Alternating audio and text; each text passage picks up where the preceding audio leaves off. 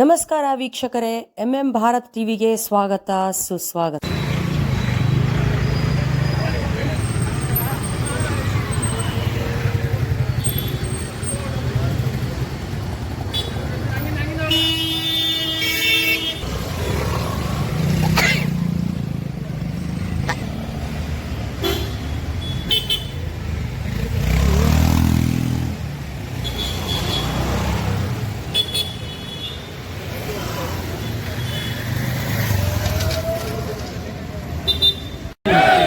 नरेंद्र मोदी की ನಮ್ಮ ವಿಜಯನಗರ ವಿಧಾನಸಭಾ ಕ್ಷೇತ್ರದ ಭಾರತೀಯ ಜನತಾ ಪಕ್ಷದ ಅಧ್ಯಕ್ಷರಾದಂತಹ ರಾಮಾಂಜನೇಯರವರೇ, ನಿಕಟಪೂರ್ವ ಅಧ್ಯಕ್ಷರಾದಂತಹ ಟಿ ವಿ ಕೃಷ್ಣರವರೇ, ಮಾಜಿ ಮಹಾನಗರ ಪಾಲಿಕೆ ಸದಸ್ಯರಾದಂತಹ ಚಂದ್ರಶೇಖರರವರೇ, ಮಾಜಿ ಅಧ್ಯಕ್ಷರಾಗಿರ್ತಕ್ಕಂಥ ನಮ್ಮ ಹನುಮಂತರಾಯಪ್ಪನವರೇ,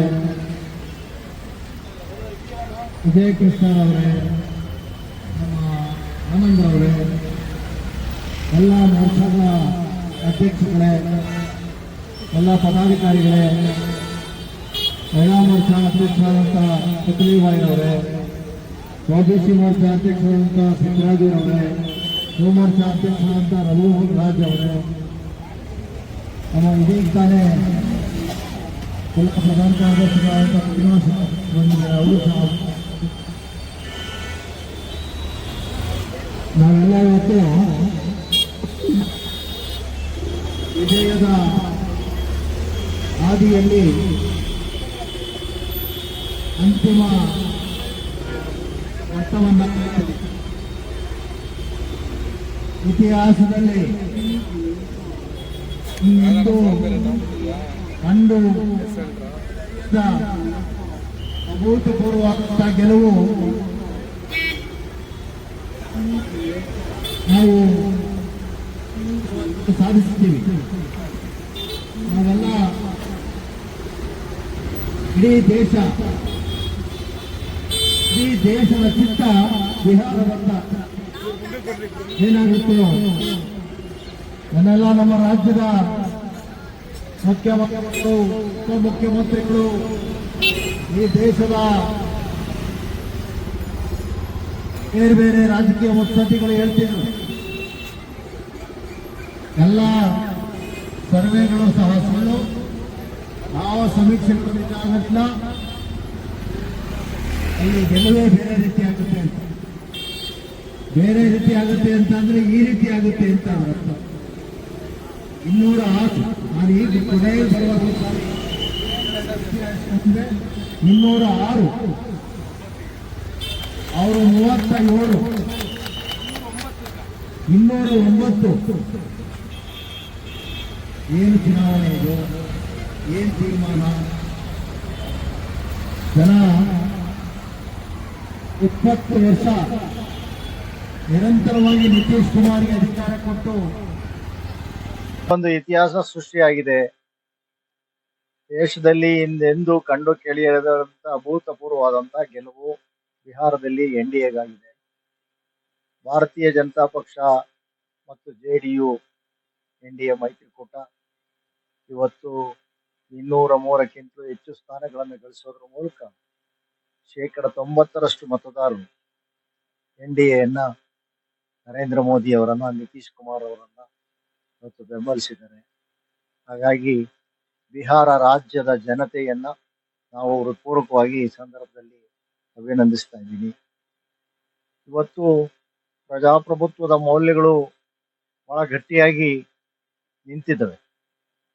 ಏನೋ ವೋಟ್ ಚೋರಿ ಮತ್ತೆ ಬೇರೆ ಬೇರೆ ಕಾರಣಗಳನ್ನ ಹೇಳಿ ಜನರನ್ನ ದಾರಿ ತಪ್ಪಿಸುವಂತಹ ಪ್ರಯತ್ನಗಳನ್ನ ಮಾಡ್ತಿದ್ರು. ಅವ್ಯಾವುದೂ ಸಹ ಇವತ್ತು ಯಶಸ್ಸನ್ನ ಕಂಡಿಲ್ಲ.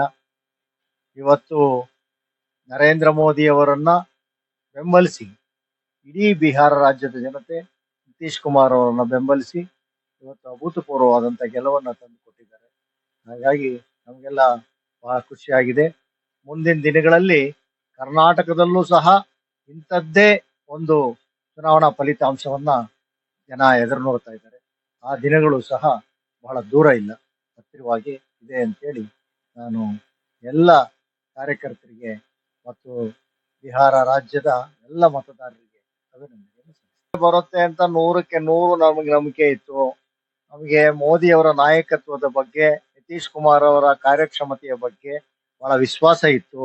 ಅವ್ರನ್ನ ಜನ ಬೆಂಬಲಿಸ್ತಾರೆ ಅಂತ.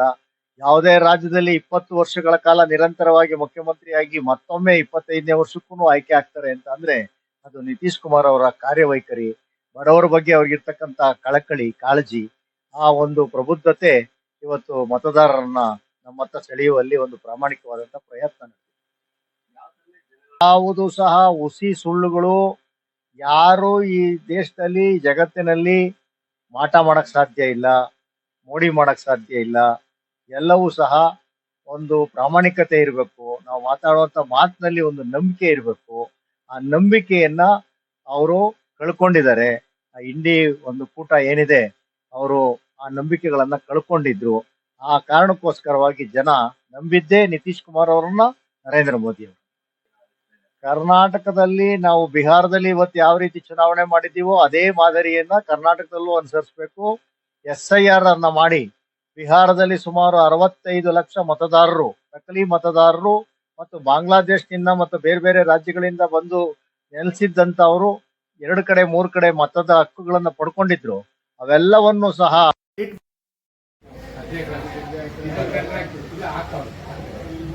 ಆಯ್ತು. ನಾಳೆ ಫುಲ್ ಹಾಕ್ಬಿಡ್ತಾರೆ. ಬೆಳಿಗ್ಗೆ 8 ಗಂಟೆಗೆ ಶುರು ಮಾಡ್ತಾರೆ.